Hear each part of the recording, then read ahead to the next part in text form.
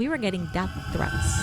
In October of 2010, if you go back and look at the Guinness Book record, we were able to accomplish something that was one of ever in the history of Saudi Arabia, where we got about 4,700 roughly females, almost 5,000 females onto a stadium, where we were able to create a pink ribbon human chain. So everybody got a pink scarf for breast cancer awareness. Real estate helps build wealth. Our number one criteria in Islam, and this is why it so deeply hurts when you see all these, sort of the caliphate and the state and the Islamic State and all these terrorist groups that are growing around, or complicated situations around the globe.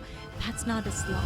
Building wealth is one thing, but you can lose it pretty easily as well. You can go as low as 5,000, 2,000, 1,000. This is a commitment. Yeah. It's millions of dollars of business together, and we have to be cognizant that so many of our investors, all 100 of them, rely on us. So even if we want to call it quits, we can't. Assalamu alaikum and welcome to the Caravan Podcast. Today we're in Dallas, Texas. We don't have to travel far, fortunately. And today we're joined with two wonderful guests, our first married entrepreneurial couple who work in business. We're really excited to dig into it. Muhammad, Zulikha, or Lady Z, as I recently learned, the founders of WaZu Capital Partners here based out of DFW. Mm-hmm. Thanks for joining the podcast. Thank you for having us. We really look forward to here. it. Yeah. So you guys have a very interesting story, and I'm really excited to kind of dig deep into going from the corporate to becoming founders and that journey, right?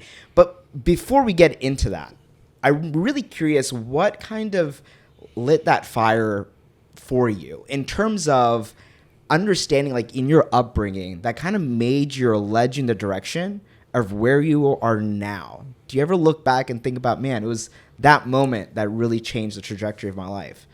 Yeah, so let me take that to start off with. First of all, again, assalamu alaikum wa rahmatullahi wa barakatuh.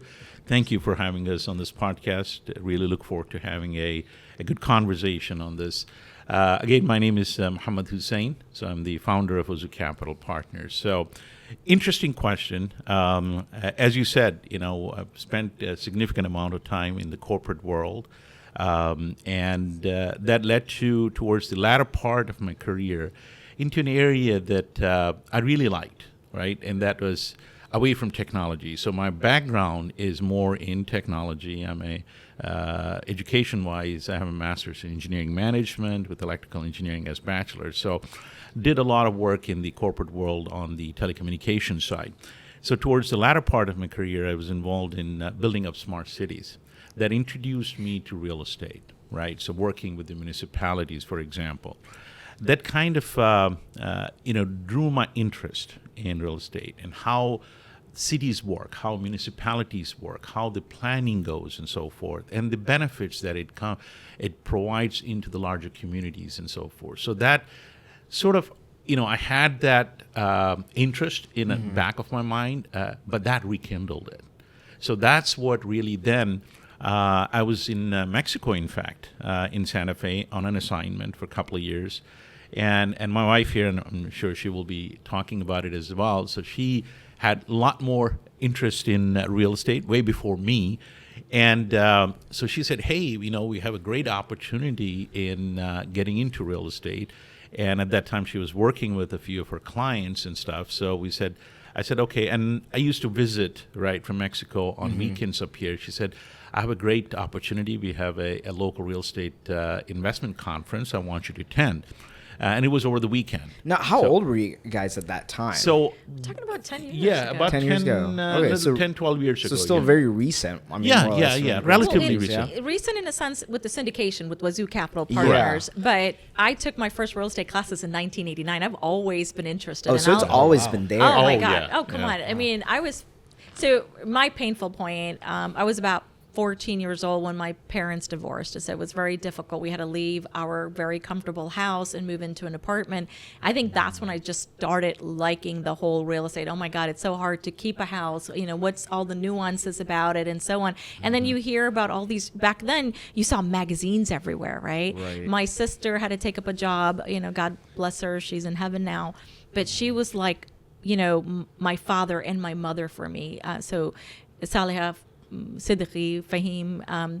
I mean, it's going to bring tears, so I want to change the subject. But she used to be in groceries, bagging groceries. So back then, all of these were magazines. You did not really get the internet as it is today back then. So is this like late 90s or early 90s? Oh, yeah. Or? It was, I would early say... 90s. No, it was 80s. 80s. Yeah, Okay. we got married in 89. Come on, how'd you forget? So, You guys are so young. Yeah, we were young.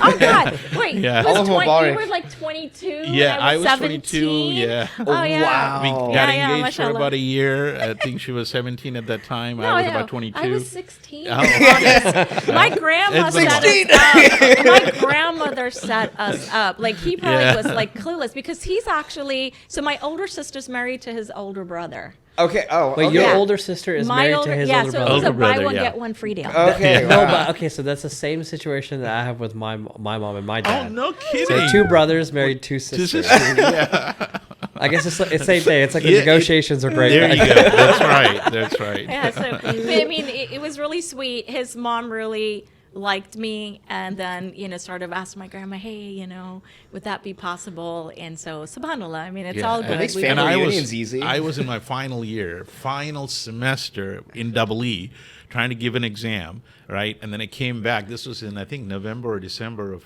88, I believe. Yeah. That's when we Yep. got engaged. Yep. And when I came home, she goes, well, you better dress up. My mom goes, you better dress up. I said, why? He goes, where are we going? To Chicago. And I said, why? She goes, you don't need to worry about it. I'll tell you on the way. I mean, okay, it's a totally different. Oh, yeah. Right. Yeah. It's a totally Of course, different now era it's now. different. Right? Yeah, Try yeah. doing that to your kids right now. I've got a 30-year-old who wants to get married, and I can't different tell questions. her. Yeah. Sorry, we're digressing from. No, there's no that's- such thing. There's no such thing. Yeah. So it's subhanallah, I mean, interesting, for yeah. me, That's it was amazing. like watching those magazines, watching all these cool ladies, doing all this stuff. Because back then, real estate was just buying houses and selling houses, but it morphed for me more into building communities, right? So when we took up WaZu Capital, and just to like step back a bit, in 1989, when I wanted to do real estate, back then it was you have a responsibility of family, weekends, because you could only take Well, your clients especially for evenings and ladies, right? weekends. It wasn't encouraged in our community at that Yeah. time. Very, conservative and stuff. As a because- Muslim, like, yeah, you you top have people to go in your car and, exactly. Yeah. So, So let's try. when you were starting your real estate career very early on, was it like a Muslim centric audience? Was it just whoever? No, see, I grew up around. I grew up in Chicago, right? So Okay. for me, it's been more like I started wearing the headscarf when I joined a fellowship in 2012 in Philadelphia. So I started probably taking Islam to a different level for personally, spiritually. I love Sufism. That's something that really speaks to me. I've always been a good human being. I mean, at least I feel like that. Right? I don't know. Maybe anyway. I feel like I've Allah always been a rewards good you. person. You're like, but my husband might feel different. we have our moments. Don't say it on camera. But overall, I think the most important part of it is like when you really want to do good. That's ultimately you want to do good because you want good for your kids, you want good for your grandkids.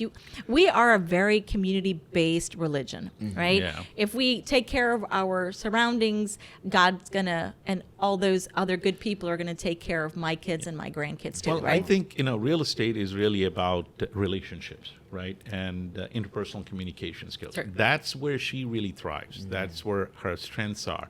From the very young that's age. so sweet. Yeah, tell them what you did when you were a teenager, right? When you used to sell Oh, the gosh. candies and how Yes. you used We to can do that. transcribe these for your LinkedIn, so just a recommendation. Just go. Oh, I loved volunteering. I think that's where that comes in. Yeah. the Okay, well, ability so to- you know how you yeah. all have identity crisis Yeah. when you're in teenage years, okay? So Yeah. I'm I'm not an living through it exception. still. Everybody has it. And so I wanted to be Latino so badly. I joined the Hispanic Club, and I was a sergeant of arms of the Hispanic Club. It was the most coolest, sergeant of coolest. Arms. Yeah, everybody needed to shut up and sit down, okay, and listen. And, it was like making sure everybody got the meetings right. And then I loved city council, so I was part of the city council. And just overall, the fun stuff that we got exposed to do, it was really, it shapes you.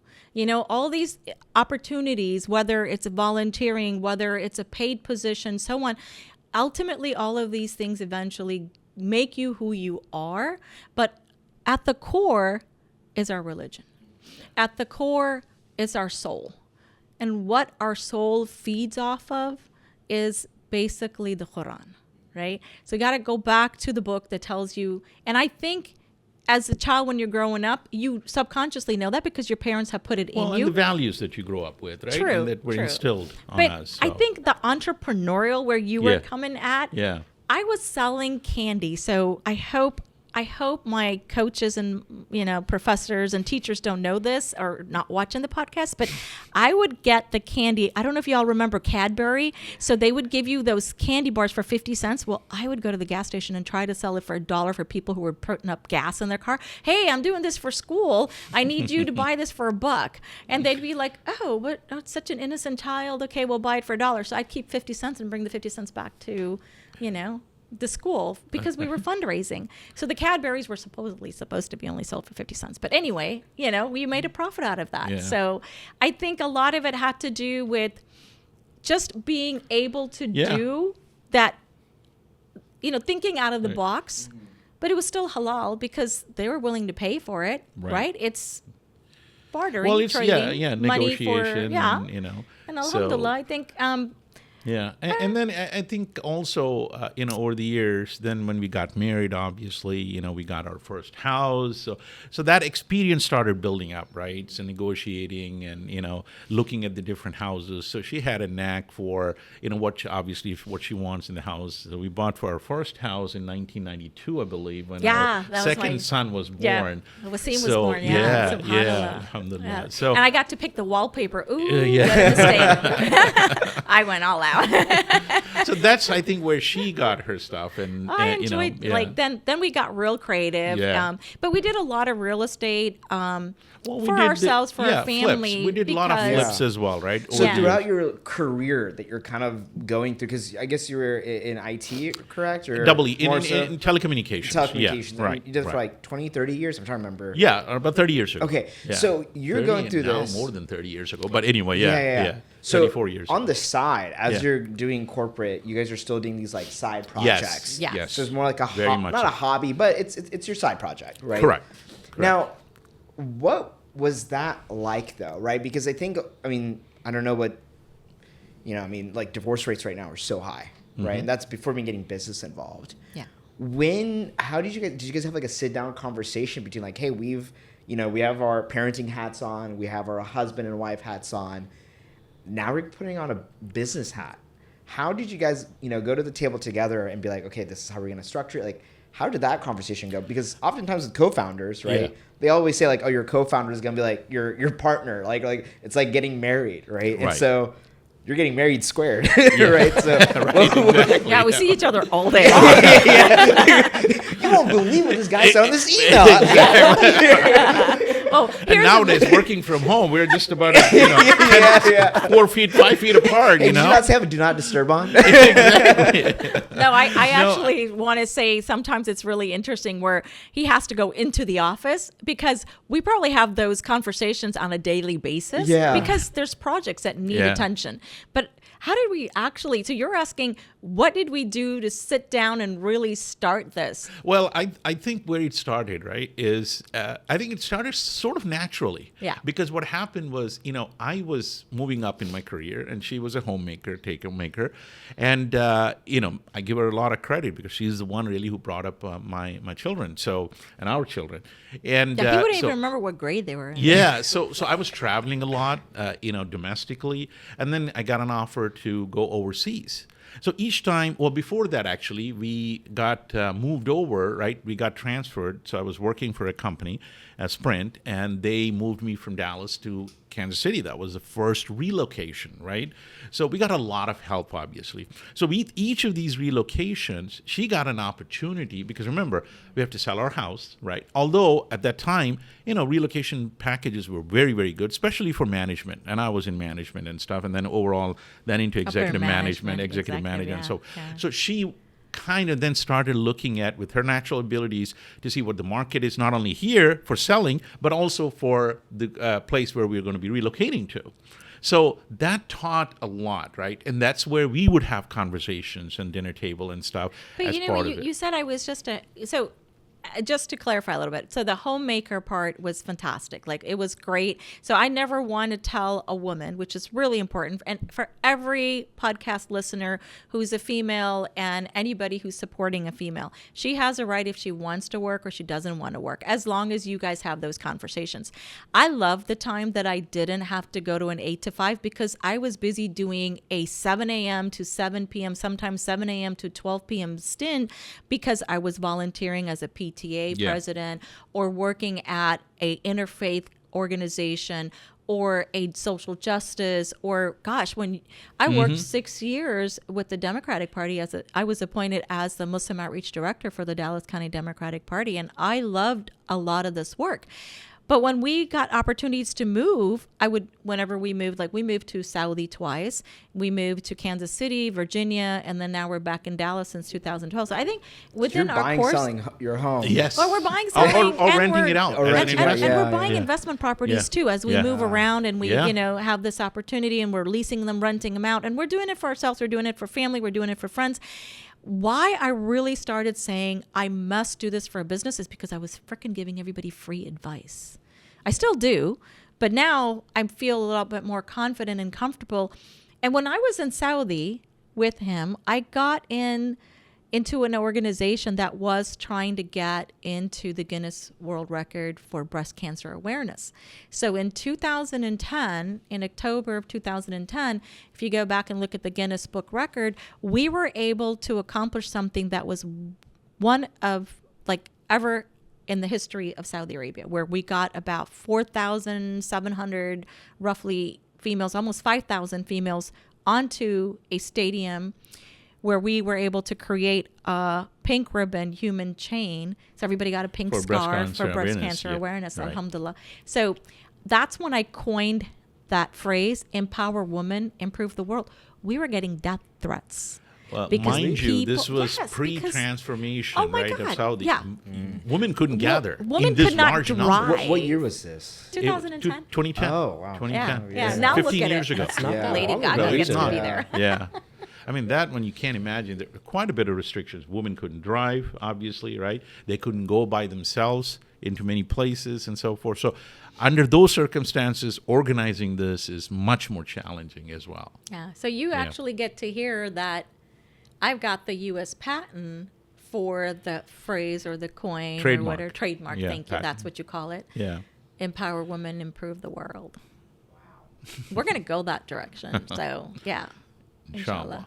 That's incredible. I mean, okay, so I love that you opened that up because I think when you have these like personal missions, what inspired you to, put your time and effort into that, especially in a space where it does cultivate a lot of, like you're saying, you were getting death threats, right? Like that's not an easy hurdle to overcome in another country with a U.S. passport when, you grew up in Chicago, right? Yeah. Can you walk us through like what your mind was thinking? So, when you're younger and you're having all these, I don't know how you say identity crisis, because right here you are in a country, Plus that the passion, right? I mean, you had the passion, Well, and of you were working for a good cause and so forth. That drove all of that. it's super important. The energy. It's super important to have a ability where we can speak up, right? And here you're being stifled. Now, unfortunately, even in the United States, our ability to speak up is being stifled. But back then, we grew up with this amazing opportunity where our Constitution allows us, our First Amendment allows us to speak up, do what we want to do, which is halal. And here you're in a Muslim country, and the passion came in to say, oh my God, this is so important. This is women's health.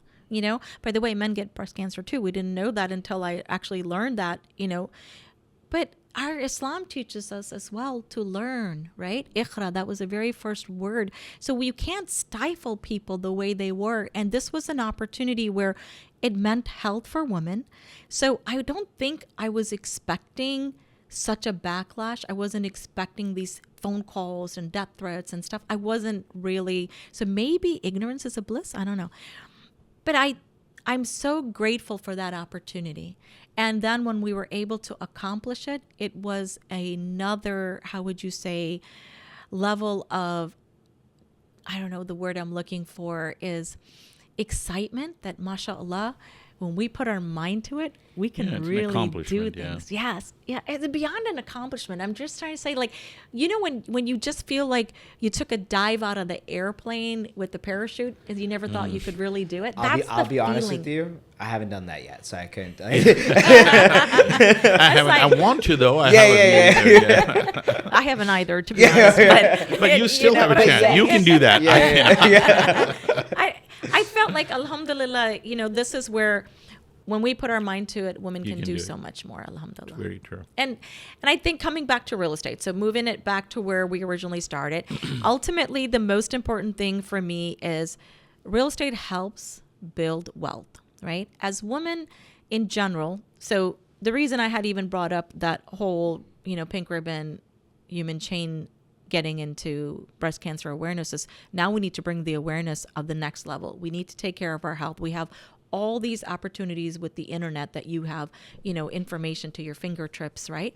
So how about now understanding wealth? Because we have to take care of ourselves, and women just, you know, we're outliving men in general, but then we're allowing the men to do all of our financial planning. And if you talk to a lot of women, they will say more like they invest in gold, silver, things that they're comfortable with, maybe stocks, but they really don't understand maybe beyond buying a house and renting it out. I like commercial as well. So I started coming into the space of commercial. And then when you come into the space of commercial, you also can come into the space of real estate syndication. And that's how WaZu Capital basically got formed, is we recognize grouping up other people's money, teaching them, because we're very different syndicators than your normal. We are SEC compliant. We make all of our investors read the 64-page document. At least we ask them to, because they're signing it. Now, you know, whether they read it or not, or show it to their lawyers or whatnot, as long as they signed it, we use a very strong software. They come to our website, they get an opportunity to get to know us. And then we conduct quarterly Zoom call meetings, and they're open. And I can see sometimes people chatting with each other and so on. That's up to them. The reason we want to keep it open and comfortable, because at the end of the day, it's their money. We're teaching them while they're investing with us. So I feel like that openness, honesty, value, and integrity is worth something.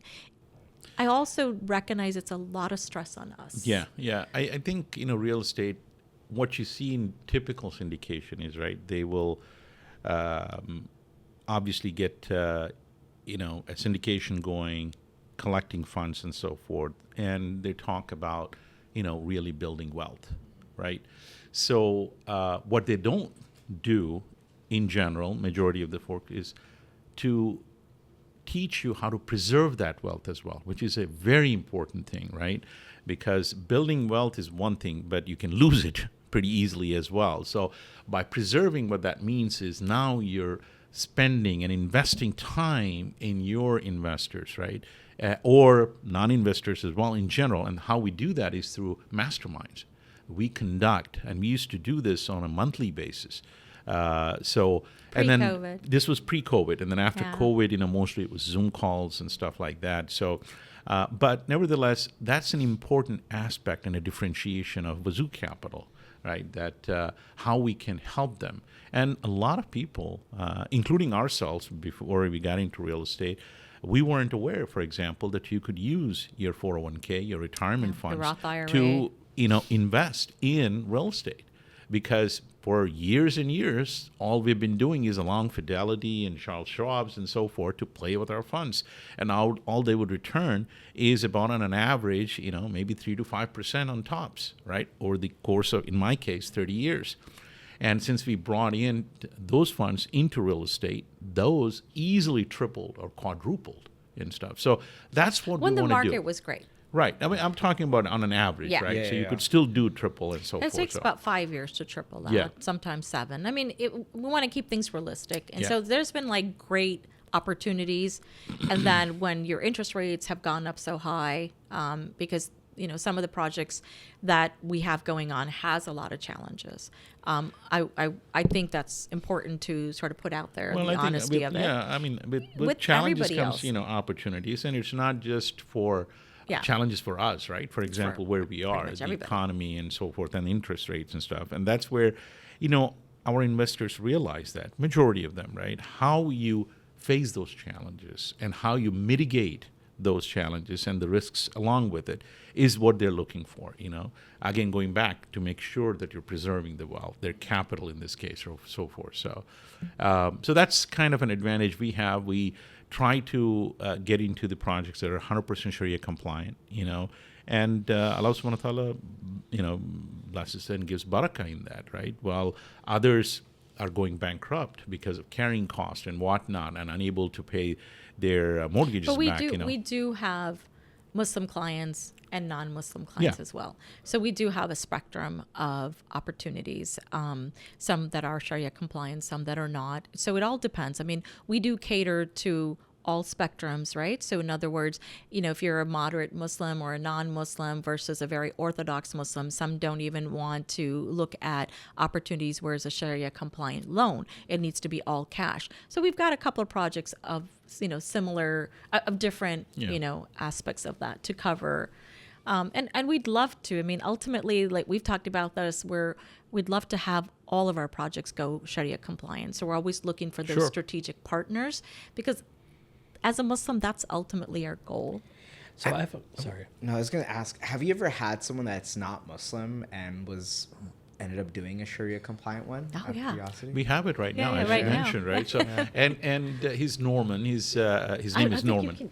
Norman, the first name. I can use the first name. Norman is fine. Yeah. So I heard Mormon. No, My Norman. bad. I was like, oh, that's his cool. name is Yeah, Norman. yeah. He might be Mormon. I don't know. I never asked. Yeah. But he's just one of them, right? We have Okay, quite yeah. a few, in fact. Do you know what drives them to make that decision particularly?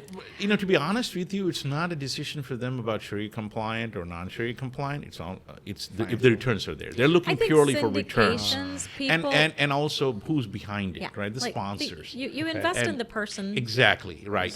Because they came to us through recommendations, right? So, So- and that's very important. So we had a track record, right, obviously. And the way we structured this, it understood. I We mean, this is not something. 100% through referrals. Yeah.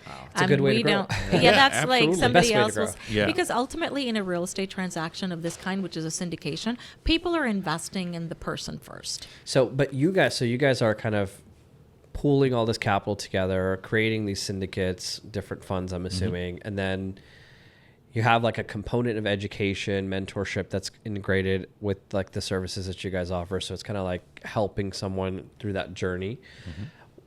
Is the primary thing that you guys are doing is finding and sourcing deals and then matching it up with the capital that you have? Or like what's like the primary service that you guys are really connecting the Let dots? me tackle that first point. It is actually different. It's not what you're describing, what you just described, the latter part was more funds, right? Where you raise the capital first and you have, let's say you decide that you want to raise $10 million, just as an example, right? So you tell people that, hey, I'm going to be investing this $10 million exclusively in real estate. On any asset of real estate. It could be land, it could be property, it could be cash flowing property, right? It could be a retail strip center or what have you. And so that's not, we are somewhat getting into that now. Yeah, we talked about maybe, that So- way you mitigate a little bit more risk. Yeah. Like group up a bunch of projects together and Correct. some money. But So- So you can Go ahead. average out Yeah. your returns. Yeah, and the Exactly. risk a little- Right. And Yeah. there are different structures in that as well, right? But it So- also comes with some investors don't like that idea. They want to own. So our structure so far has been an LP-GP structure where all the LPs come into the syndication where they're actually owning the asset together. So whether it's like a parking lot or a hotel or We whatever. don't Correct, run a yeah. parking lot by itself. I don't want to do Well, that. like in downtown, you could own a parking lot. Absolutely. Why not? No, I I know- want I the know- whole Yeah. thing. We want the 200. Well, I know of some syndicates. That's what they do. They'll basically end up owning Yes. the whole parking lot, and then Correct. they'll Okay, rent yeah, it yeah, out yeah. to like a Yes. different Yes, grocery that has store or been something. done as well. Oh, yeah, that's a good so, idea. So for us, it's really more project by project basis, right? So what that It's actually a simplest way of starting a syndication, because you know exactly what you're buying, and you're explaining that to the investors, right? No, hey, this is a piece of property. Let's say a piece of land that we're buying. Here are the details of that land purchase, right? Here's what our plan is. We're going to go ahead and get this entitled, meaning that we need to get it we need to get it rezoned, for example, get it Get the engineered, municipalities to right? agree Work to with it. the municipalities, get it entitled, so we know we do the land development part. So they are into this all, that here's our plan, that's what we're doing, clearly, so they know what the investments that's required, the total raise, what my return is, and how that return is coming back, and so forth. On the fund structure, and as she pointed out, the structure could be this very similar, right? It's an LPGP structure in a project-by-project basis. Now, you could use that same structure in a fund as well, right? The difference is, in the fund, you don't have the assets right away that you want to go after, right? All you can tell them that, hey, we are targeting real estate, for example, right? So in that, a retail center comes up, boom. The advantage there is you have cash in your hands. Yeah. So just Yeah. so you know, he's done teaching. So sometimes he's like that professor that goes into way too much detail. No, So this is great. For me, it's great. they tease each other Yeah. all day long. I think I want to do a shameless plug on that, just so you recognize that we do have a deal. So what we do is we'll look for the deal first, because we're looking at deals all day long, almost, for 2 years, we didn't bring anything new. So right now we're looking at some opportunities where we're going to re-syndicate some of the current deals, because a lot of the investors are at a point where they like to exit out, because a 5-year cycle is plenty, but sometimes investors want to stay in a deal where we've already capped it to be a 2-year project, but it ended up to be 3 or 4 for whatever, challenges that come around, excuse me. But in this situation right now, we've got 40 townhomes that we have been wanting to complete because we've got the infrastructure done. So if it's 10 acres and less, we have a strategic builder partner that we can go ground up construction all the way from raw land to a complete house and build out the community. So I like to build with purpose.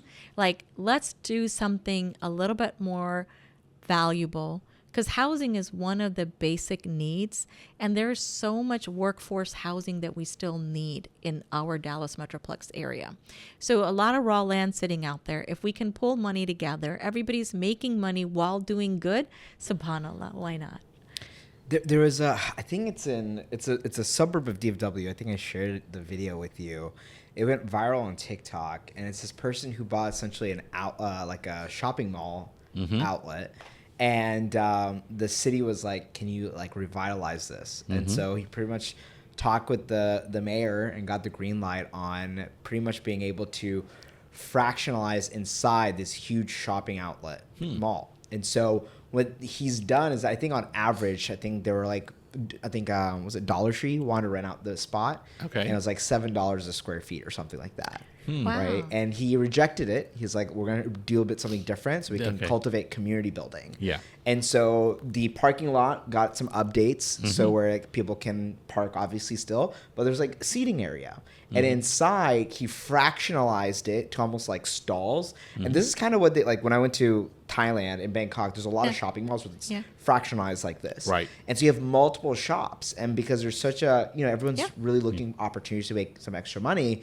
So there's multiple business owners within this huge shopping outlet, and they're like separated by curtains almost. Yeah. And he's averaging almost, and people can like terminate their lease very, very loose, where they're not like, locked in. For them, it's cheaper than getting something, full on. Yeah. But for him, he's also making more than what he was getting from Dollar Tree. He's averaging about $20 a square feet now. Wow. In rent. That's good. Right. Sort of like Yeah. a flea market, Yeah. but in a much Exactly. more permanent, where you Exactly. have You a know. permanent location. That's it's a lot like where right now office, you got flex space, very similar to flex space, but you've got the warehouse in the back, and then you've got your retail in the front. But Yeah. this is really comfortable for maybe those individual entrepreneurs are just budding, like starting, and so whether it's something that might be It an depends on export how import, big your retail strip centers are, right? Or shopping centers. Or it could be a warehouse. Yeah. Yeah, typically what we would do when we look at a retail strip center is we got to get an anchor tenant. If it's a big one, right? So whether it's a grocery store, Toys R Us type of thing, right? So then the other tenants, like you fractionalize and stuff, it's all one building, right? Then that's how you make the most money, because each of those can go on a different triple net lease and so forth, and based on location, you can start with $15, $18 per square foot to all the way to $34, $35 per square foot. I see that happening a lot, in particular with the Asian market. So like even like 99 Ranch, H Mart, Yes. Mitsuwa Marketplace, right? I'm curious as to why. I mean, I guess even my experience in Thailand, that was kind of the case too. Do you see that happening here, or has it only kind of been centralized in more? Because I like the idea they're like having this vision in mind, right? In terms of what you're building for. Yeah, but it is happening, and I'll take it to the next level, right? And if you drive by into Carrollton, right, there's a lot of Korean community right off George Bush and second Frankfurt largest in the and nation. Josie Lane and Old Denton Road, right? So there's a whole set of retail strip centers like you were talking about, and also nightlife and stuff like that as well. But something new, and that new in the sense that it's in Dallas area, right? And in Korea, in Middle East, and India and Pakistan, it's quite common where you have high rises, and on the first floor you have all retail, right? So that's what has happening in the Carrollton area first. Right, so this is more common in maybe downtown areas in bigger cities and stuff, but now it's moving into suburb, and that's a pretty good way of making a lot of money. What differentiates like Dallas from other cities is we have multiple central business districts, right? So you've got the downtown Dallas where you've got all the jobs, and then you've got that live, play, work kind of concept, but then you have it in Plano West, right, with the Legacy West. You also have it in Colony. You have it in McKinney. So you've got Frisco. Like, you've got multiple central business districts, so it's a lot more exciting to live in Dallas. So you see a lot of migration happening, from East and West Coast, because you're not spending an hour and a half in travel, although the traffic's getting bad now thanks to all this migration. But if you're living and working, and then also entertainment is all within that 15, 20 mile or less radius, life is so much better, But nowadays, you're even able to get that within a 5 mile radius. I mean, that's just beautiful. If you're only spending 20 minutes in commute versus an hour and a half, you're adding more value to your life. Hopefully you're using it more to pray. Well, it's a very interesting development in Dallas, right, or DFW in general, because I grew up in Frisco. So I've been there about 25 years. Oh, mashallah. Wow. And so it's like, alhamdulillah, it was very different now Yeah. than it was back then. It was like farmland. That's right. Ish, I would say. I think 121 was like a big highway that we have. It's like it was a 2-lane road. I remember that. Yeah. So now I'm like looking at it, and I go down that same, like where Stonebriar is, 121 and D&T, and I'm like, this is like a whole city complex. There's literally buildings that are like 30, 40 floors up, and there's like, I'm like, it's incredible to see the growth. As like a community is growing so fast, I haven't seen many communities that grow this fast like they have in this DFW area. Would you agree with that? 100%. What's kind of driving that? Is it like the commercial? Is it the business? What's your thoughts on that? Well, just to throw some stats, right, on the growth itself, and this is probably a year or two old. So you have net on a daily basis, right, roughly about 80 to 100 people coming in to Dallas-Fort Worth area on a daily basis. Like moving here. Moving in here. Net. That discounts the fact that, some will be leaving as well. So that's huge. Yeah, that's if you look at, over the period of a month and stuff, that's over 1,000 people. So huge growth. How do you accommodate that, right? Because the people who are coming in here, not just people, corporations are moving here, right? So we know many of the corporations are moving here. Not just in Dallas, of course, Austin also, Elon Musk, Texas, Tesla moved here as well. And here within our metroplex, you have a lot of pharmaceutical companies that moved here, other corporations that have moved here from California. Stock exchange? Was like a stock Yep, exchange? there's a stock exchange. There's a stock Launched. exchange and just South months. Lake. Yeah, just past South Lake, there's a stock exchange that's coming as well.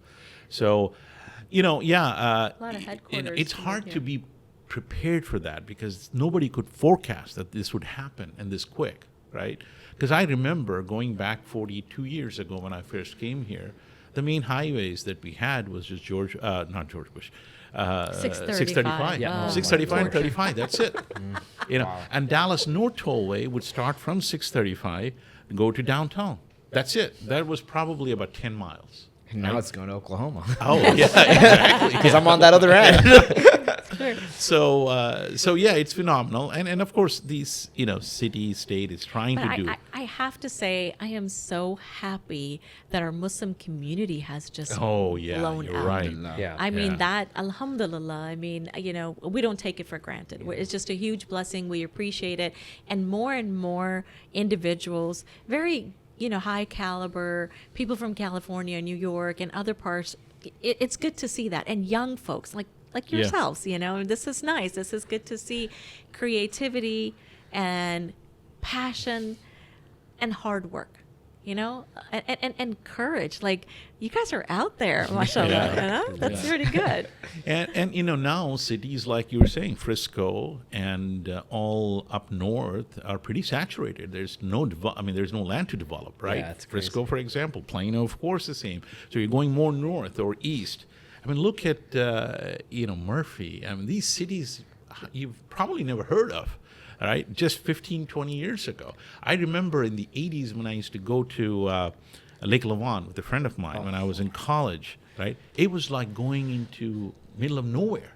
I mean, you're passing through Yeah. farmlands. It was the middle of nowhere. Yeah, exactly. That entire everything. I mean, there was no Murphy. I mean, I remember going there, right? The guy, this was when I was in 84 or 85. So I had this guy who used to work at Richland College at that time. He was a pilot, I remember. 1984, 1985. Yeah, You're not then- 84, 85. Yeah, no, 1984 and 85. So I remember him, and he was he was much more senior to me. He was working there, right? He was a pilot. And so he used to take me on a weekend and stuff. Let's go and to get a boat ride. So I remember that.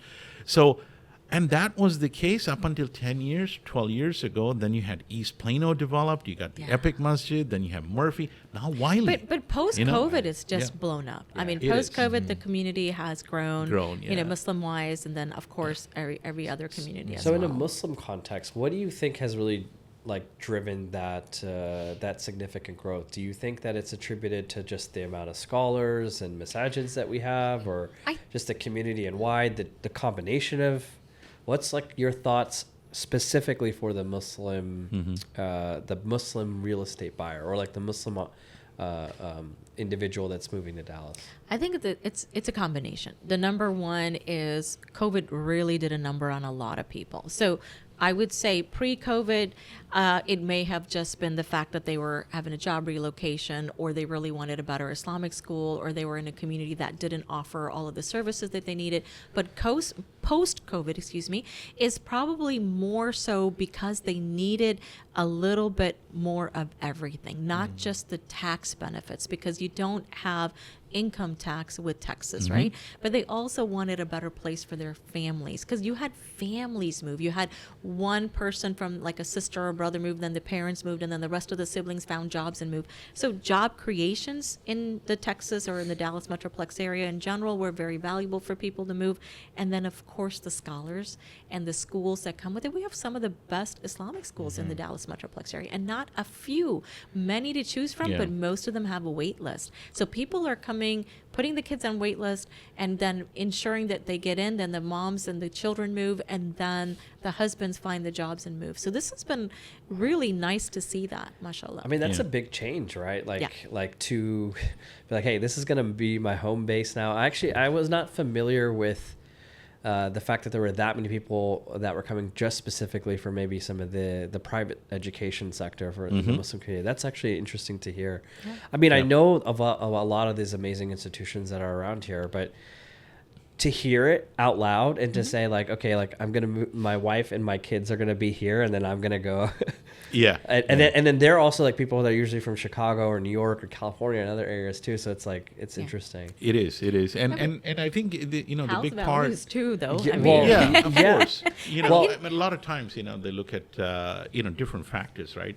Personal growth, professional growth, right? And what city offers the best, and spiritual growth. right? So these are the things that combination, and then of course family is on top of that. So if you look at this, then you look at cities that are out there. You have, even within Texas, let's say, if you're picking one, right? You have Dallas, Houston, San Antonio, and Austin, right? Austin was a college town, and it's kind of exploded, right? So it wants to, and it likes to be called as the Silicon Valley of the South, but doesn't have the infrastructure to support that. They're building it, right? They're getting there. But then you look at Houston. Houston is large, spread out quite a bit, very spread out. San Antonio, of course, is in a little bit different, further south and so forth. Not as much of, from our community standpoint, as big, right? So then you come to Dallas. So you have these powerhouses of the scholars. Yeah. You have schools and institutions, Halam, Yahin, and a bunch of others and so forth. And plus, then you have this corporate world moving up here as well. So for a professional growth, you have that. You have jobs that are, as a result of that, you're getting a lot more jobs here.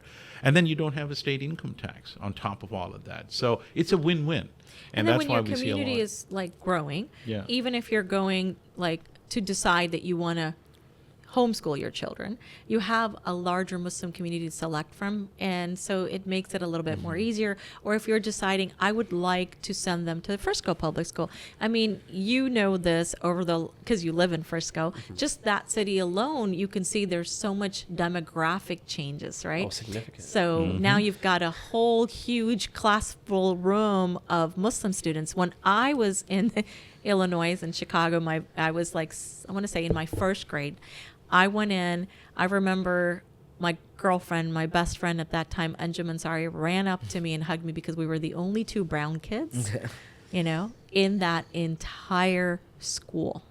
Maybe we came up with, I think, like later on in 6th or 7th grade, we had a couple more come in, but her family and my family were the only two Muslims, overall in that entire pretty much school, K through 8. Yeah. So, subhanAllah. That's the same way that Frisco was, believe it or not, at one point. I think like in Frisco, there was like probably a total of like 15 families that were Muslim. Yeah. Yeah, and now? Right. Oh, Of and now course, I everywhere. kid you not, I go to the masjid and Yeah. I can't recognize anyone. No one can recognize me. Yeah. It's a good thing. Okay, this may be a little bit of a tangent, but like, I think there's such a unique value to like smaller communities, like especially like masajids or musalla like level. You know, I'm a big fan of like the large masajids. I think they serve a massive purpose and it's important. But there's just something about like doing Ramadan and like you can just pull up to the masjid and everyone's bringing like a little bit of something. Right. It's like that small community feeling, and that's kind of the way that we grew up for the most part. And so it's kind of a little bit of a different change in pace. And you can still find like a lot of these communities. True. But yeah, I mean it's like alhamdulillah, there's so many great people in Dallas too. So it's a blessing for sure. This is our entire pitch to get people to move to Dallas. I'm trying to get people not to come to Dallas. And so invest in your actually- syndicate. And buy real estate from you guys. Exactly. From us. Absolutely. Well, I'm a licensed real estate agent, so yeah, if you're People looking can for a move here house- once I have a fully paid off house. Until then, And on top of get that, in we have a line. new realtor in the family, too. Been here Yeah. for 20 plus years. Well, So- I think for the entrepreneur question, definitely what we need to recognize is it's always nice to have another stream of income, right? So if you're able to do that, alhamdulillah, why not? Because no job is guaranteed. So even for our son, Alhamdulillah, he's been able to pass his real estate exam, and so Just now a couple he's of weeks ago. Yeah, He so got we're his like, license. come into the business, get a little better understanding. And the reason I just encourage him to get the license is because you really need to understand how consumers feel too. Because in our core business, we offer the whole line of business. So if you're looking for just purchasing something, or if you want to come into the syndicate, so we have you covered. And so I think alhamdulillah, that gives opportunity for individuals. We're trying to fit their goals pretty much. So for the average American, right? Like I think for most engineers and higher education folks, like that salary band is not the average American, right? And so for someone who is more, let's say, the 40,000 to 60,000, right, and they have that desire to build wealth, and because of obligations and other things like that, maybe they can't pursue higher education. Is that ever a reality for them? And if so, what's the steps one can potentially take to kind of get into that space?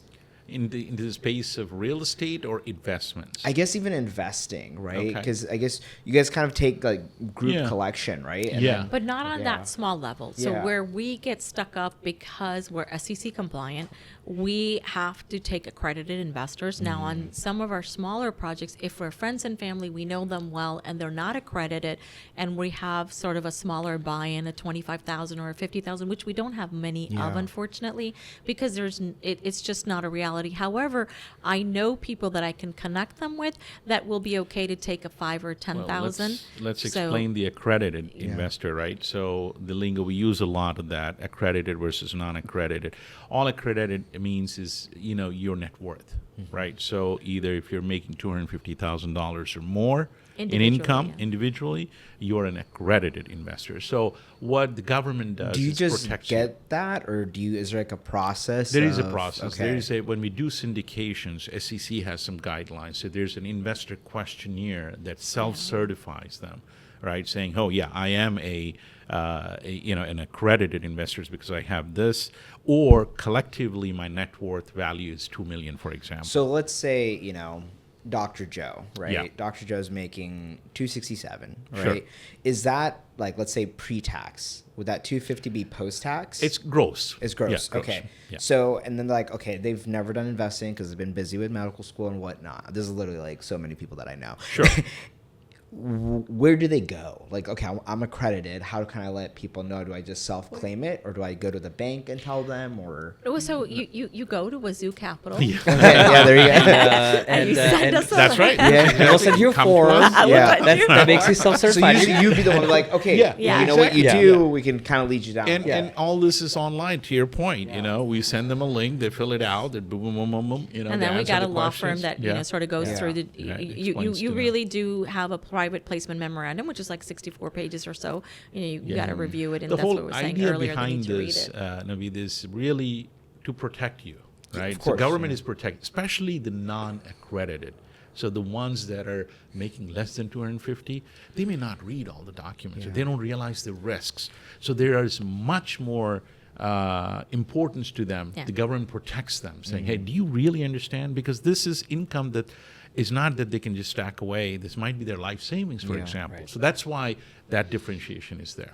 So I guess what is the step for someone who is making, below 250? You guys would be able to connect them with someone who does take a lower range of investing. Or see, typically, so there are two types of syndications, right? One is where we do what we do, which is there's a minimum. Typically, we take 50,000. Our typical one is actually 200,000 or above. So in some smaller projects, we will take 50,000 as well.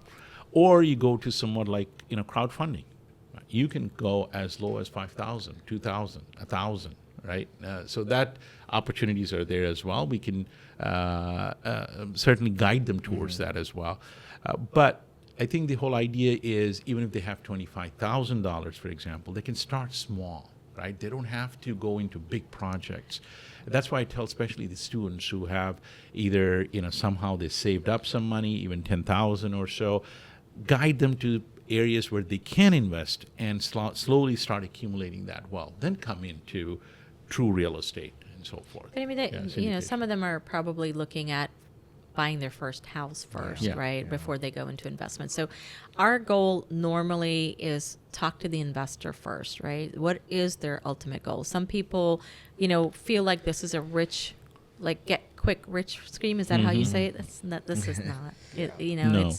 It's something that you have to take some time to understand. And whenever you look at investments, there are risk involved. So Absolutely. we need to read the documents. We need to understand that, and then take steps, slowly, and decisions based on that. Yeah, I mean, risk is in everything, right? So if you, and especially in real estate, It's there's better a potential. than stocks, though. Gosh, the way, of course. or of course, what yeah. what do you guys call It them? just- Meme coins? My God, I'll- pump and dump. I'll advocate for meme coins, but You're Oh, gonna advocate. Naveed's by himself on that one. yeah. It's funny. The most amount of money I've ever lost was on stocks than real estate, and the most I've ever consistently always make is crypto.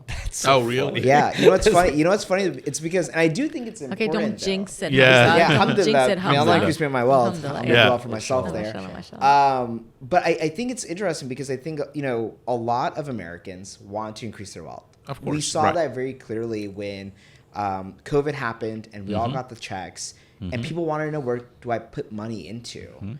Because everything's increasing in cost. Yep. Our pay's not increasing, and government's not really helping. Mm-hmm. And so I think generally, I think everyone in this room is very fortunate to have a safety net from like personal, like family and things, right? And I think a lot of people look for opportunities where they can put their money into. And so when you look at crypto, it's an avenue where, hey, you're not sure, you may not have accreditation or things like that. But there's an opportunity here. Now you Right. can invest in meme coins, and yes, some meme coins are very much so pump and dumps through and through. But I think there's another element that increases, which I think this is more of like a younger thing, but it is culture. And culture is an element. Culture is also a currency that we may not fully understand. Like sneakers, right? Sneaker culture exists. Yeah. The actual value of that sneaker, how it's built, all those things is irrelevant. What's giving value to that is purely hype, culture, Yeah. athletes, Demand, all those buy things, and right? sell, yep. Similarly with meme coins or NFTs, there is a internet culture that goes behind it. And this is kind of like interesting when we think about like social network in the modern era, right? All those things were validated because of video games. When people saw the success of World of Warcraft, that 20 Right. million people were willing to pay $15 a Right. month to play a video game, people saw value of internet communities. True. Yeah. When the rate of virtual gold on World of Warcraft Yeah. back in 2005, when I was playing, it was a 1-to-1 ratio to the US dollar. Wow. The Pakistani currency is not a 1-to-1 ratio. No. The Bengali taka is Of not course in not. it, right? So there is this culture of value. What do we value things, right? And I think sometimes when we don't put our attention and knowledge and understanding a community or a culture as to why they value certain things, we may be losing an opportunity. And I think similar with real estate, that kind of happened to me, where I'm like, I don't see the value in it. Because I'm like, I like renting because I like being mobile and things Right. like that. But when I talk to other people like y'all, like, no, there is value in real estate. Okay, let me see that perspective. I'm like, oh, there is another demographic that finds value in this. But I think something I really want to like advocate for is people who are on the lower end of income, finding, so they aren't susceptible to, you know, these, you know, like meme coins, some meme coins that do are pump and dump, right? Because they're eager to invest. They want to do it. I guess their financial heart is in the right place, but they don't have the right opportunities to go into.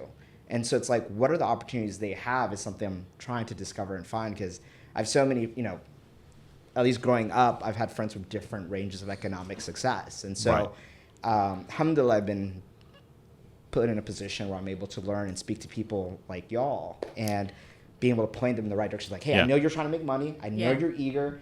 I know you things going to be fast and quick. However, Right. comma. Yeah. Well, I Right. mean, you know, government helps them too, right? Yeah, Especially yeah. for first-time home buyers. There are So, programs. yeah, there's special programs where you can come in with a 3% down payment. So that's another, you know, if you've saved enough, that would be the first step. Get into the house, right, with 3% down, get, you know, the financing done, and then you have an asset that you, it's going to be appreciating over the years. And you're living in it as well, as opposed to paying, you know, And you're not rent. having to move every month, Exactly. every year because Yeah. of, you know, The interest you end rate, I up mean, the going. rent going So up. I would probably say, because when you're living someplace and you're comfortable that this is a place that you're going to live especially in today's world, I wouldn't suggest, if you're not sort of like confident, I don't want to say 100%, but you want to be pretty confident that this is the place you're going to live. Because if you're going to buy a property, that's why you see all these build to run properties, which our Grand Prairie one is also going to be in that situation where we're offering these townhomes where we are looking for investors to come in to complete that project. It's literally 15 minutes away from the DFW? DFW Yeah. airport. So Yeah. strategically, it's a great location, but they're townhomes. So individuals, especially in Texas, our transportation system, our public transportation is not the greatest. I know that right now the DART, the train, is getting better. So you still need a car though It's to that get. last mile, right? Like, Yeah. if you get there, you're Yeah. like, okay, it's 110 degrees. That's right. You I'm not can't going to walk. walk in for Yeah. 60 seconds. Exactly. Yeah, that's a good point. I have a Yeah. second Right. outfit in my backpack. That's right. So a lot of the apartments complexes are trying to give you sort of that structured podium parking, but sometimes most of them don't have that. So your cars are outside. But now if you get electrical vehicles, where are you going to charge all them?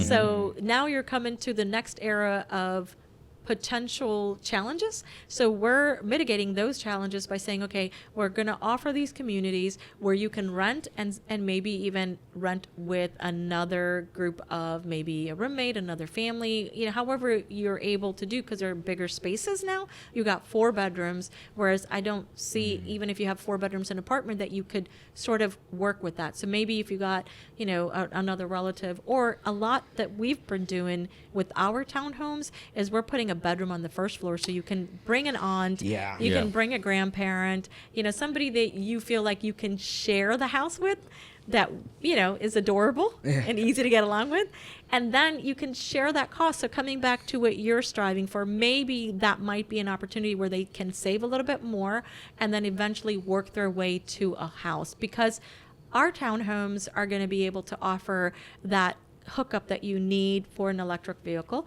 or at least a place where you can store your car, because we do get hailstorms here in Texas. So people who are already struggling, they rely on their vehicle. A lot of Uber driving is happening, a lot of Uber Eats on the side. In addition to their hard, kind of labor job all day long, they're doing this on the weekends or in the evening. And my heart goes out to that, because that was me for a while, right? I mean, my God, we pulled, when we first got married, I mean, first of all, I don't know what our parents were thinking. Honestly, I mean, it's like when we were pulling 14-hour days. I mean, sometimes. I still had a semester to go to get my EE degree, right? Yeah. So I was pulling like 2 jobs, and she was working as well, and going to school too. So we were pulling about 15 hour day. Oh my God! One time we fell asleep together. We had to share a car on top of that, and he was driving. He was so tired, and we're at a red light, and he fell asleep, and I was lying on his lap, and I fell asleep. And I was just like, then the guy came over and knocked on the door. Oh, you bring out memories. I love the energy, just like seeing and witnessing you two. I can just I really appreciate the relationship. I mean, because thank you. I've just started recently working with my wife on a couple of things, so I'm usually the one who's a little bit more like crazy entrepreneurial and just like millions of ideas doing random things, and my wife's like a little bit more like tactical, detail oriented on certain things, as you can tell. So but like now, like we're starting to actually work together. And by profession, she's a speech pathologist. Oh wow! So alhamdulillah, like she does a really good job of that. But she's kind of taking a little hiatus from that and exploring a couple of different creative things. So it's always good. So I'm like, man, like it's like definitely.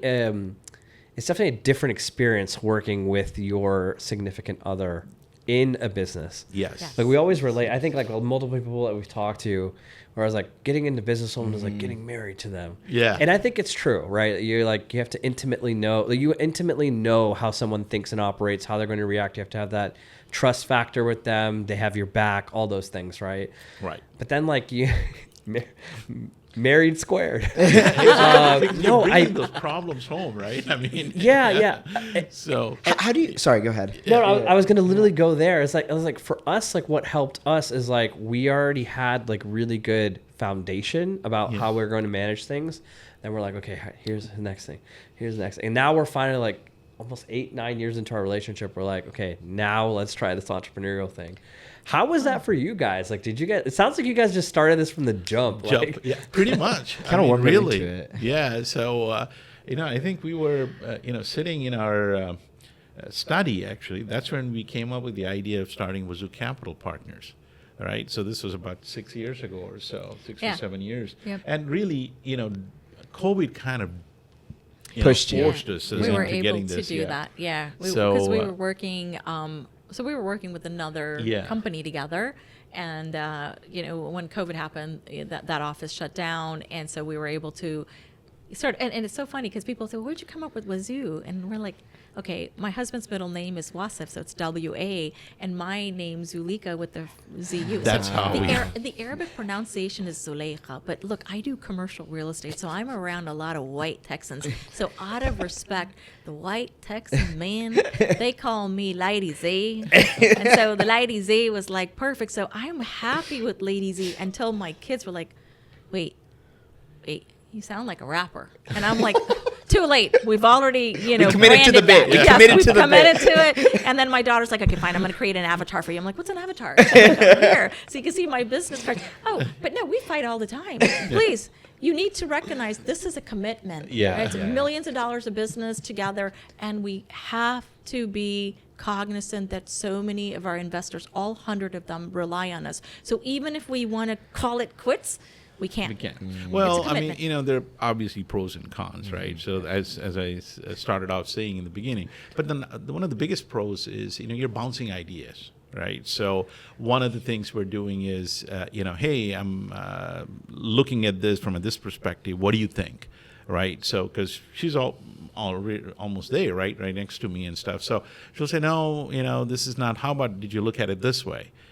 So we kind of bounce ideas. And he's very diplomatic. I'm raw. Yeah. So it's like opposites attract, and in a business, you need that. That very diplomatic, calm, collective, the engineer mind, thinking it through. It's like, pull back now, okay, and I'm like, no, I'm going to do this and that. So they're obviously, even with you guys, I'm sure, as partners in the podcast or in the business, you guys have those moments too. The difference is commitment. A marriage is a commitment. There is going to be challenges. A business partnership is a commitment, but that's where your deen comes in, right? Like even with our investors, it's gut-wrenching painful when somebody calls us and say, well, we were expecting this and this has happened and so on happened. Same thing with us. Yeah. If, we get on each other's nerves for one reason or another. At night, we want to make sure that we're able to apologize and make up and be done with it. Like, nobody's freaking keeping score. I don't know about you guys. When you're fighting, is there anybody else in the room? No. Okay, then why do you care? Yeah. That's the way you have to look at it. Yeah. Alhamdulillah. I think that's super important, that you recognize that ultimately everything is coming from Allah subhanahu wa ta'ala. God is always, I'm an interfaith activist. I graduated from Dallas Baptist University. So to me, as long as, because we can't judge, right? Our number one criteria in Islam, and this is why it so deeply hurts when you see all these, sort of the caliphate and the state and the Islamic State and all these terrorist groups that are growing around, or complicated situations around the globe. That's not Islam. That's fear mongering. It's destroying our image. It's really hurting our children. So when I'm out there, I feel like I'm doing dawah. When I put the headscarf on, not only am I saving a ton of money to you and me by not having to worry about doing the hair, but I'm really reminding people that there is a God, And so I hope I'm reminding people of that, because sometimes people do have, sort of like a misconception that, oh my goodness, she's being oppressed. Oh, he was traveling a lot. I'm going to share this story. I decided to cover. He came home. He's like, well, we're going out. Are you not done? Are you still praying? Like, what's going on here? And I'm like, no, I decided to cover it, and I'm going to stick with it, because I made a commitment. Right. And he's like, when did you do that? Like, while you were in China, I went to Philadelphia. I joined a fellowship, and I've become a new Muslim.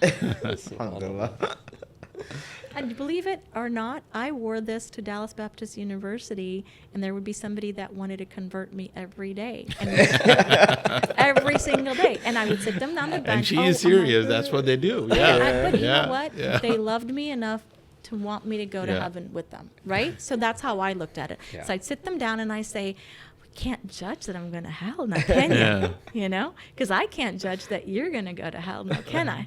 So we would sit down, and believe me, at the end of the conversation, because they have never met a Muslim before, and alhamdulillah, it turned out to be a great relationship, a good friendship. I'm still friends with a whole bunch of my colleagues and students at that time, and so on. So mashallah. And it's been a great journey so far, alhamdulillah. And It's a Not every day though. Yeah. yeah, but we're blessed, alhamdulillah. And then you have there are a lot of other responsibilities, right? Personal responsibilities and stuff like that. But it's always, when I look back, right? When I used to do consulting, right? In the last 6 years prior to coming into real estate, so I was traveling quite a bit. So it was sort of, I was working for myself, right? In a way. Consultant. And as a consultant. But this has truly freed us from that sense, right? You're accountable for yourself, not for someone else. In consulting too, at the end of the day, you're still sort of working, and I was consulting for a company, Huawei, and they have a different work ethic. You have young people, then they're signing your timesheets, they're questioning you and so forth, and I didn't really like that. So coming into real estate, that kind of freed you up with all of that. You're managing your own time, your own resources, and so that puts your mind at ease and helps you or enables you to focus more on what truly matters, and that's the business, and that's what we do. But in syndication, it has its own stresses, though. Of course. Like now we're accountable to our investors. We're accountable in every step of the way, every step of our daily life, like every second that we are surviving, we're accountable to Allah subhanahu wa ta'ala. Of course. Right? Ultimately, we got to remind ourselves. Right. And, I had when my sister passed away, that was like shock to me, right? Like she went to California to visit with her child, and this was like November of 2021. And that following week, she passed away. So it was very, very, she got hospitalized on Saturday. I arrived there on Sunday. By the following Friday, she had passed away. And she was only 50. She had just celebrated her 50th birthday. So we never know how long we're going to live. So I would love, with my, desire or passion that I have, is if I could do something valuable for somebody else as well, beyond my immediate family and my extended family, and they miss me, then I've done something amazing, like who else wants, I don't know about it, you guys or anybody else. I'm sure nobody's out there that say, oh, thank God she died, God forbid, that would be so horrible. So, well, I will say you guys are an incredible pair. I mean, I think as the unmarried person, it's the optimism that I need in this marital market. But no, sincerely, I really appreciate you guys coming here unfiltered and kind of sharing both the glitz and the glamour, right? But also the hard part that comes with building a marriage together, but also building a family together, and of course building a business together, and doing it in a manner that is pleasing to Allah subhanahu wa ta'ala, and always being conscious of that. And I think that's something that resonates with all of us, and as well as our viewers and listeners. But with that being said, I'm going to do my best to have an accent here. But Muhammad and Lady Z, thank you so much for joining us here on this podcast. Appreciate it. Thank you for taking us on our memory lane, right? Down the memory lane and stuff. So it was really fun. Enjoyed it. You guys are great, by the way. Thank you. You guys also make a good partners and stuff. I like the relaxed format and stuff. Really, that's really.